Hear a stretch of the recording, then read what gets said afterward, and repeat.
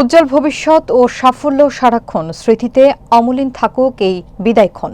এই স্লোগানকে সামনে রেখে যশোরের মনিরামপুরে ২০২৫ সালের এইচএসসি পরীক্ষার্থীদের বিদায় সংবর্ধনা দেওয়া হয়েছে। বিস্তারিত দেখুন শাওন হোসেনের প্রতিবেদনে।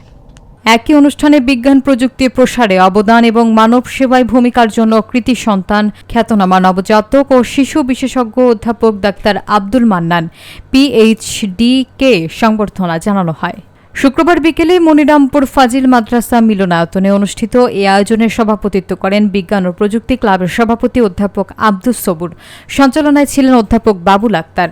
অনুষ্ঠানে সংবর্ধিত অতিথির ডাক্তার আব্দুল মান্নান ছাড়াও বক্তব্য দেন মনিরামপুর প্রেস ক্লাবের সভাপতি SM মজনুর রহমান, সম্পাদক মোতাহার হোসেন দুষ্টু, ক্লাবের সাংগঠনিক সম্পাদক অধ্যাপক গৌতম রায় এবং অন্যান্য শিক্ষক শিক্ষিকাবৃন্দ।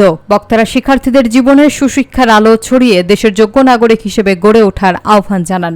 সংবর্ধিত ডাক্তার মান্নান বলেন, মানব সেবা এবং বিজ্ঞান চর্চার মাধ্যমে দেশের উন্নয়নে তরুণদের এগিয়ে আসতে হবে।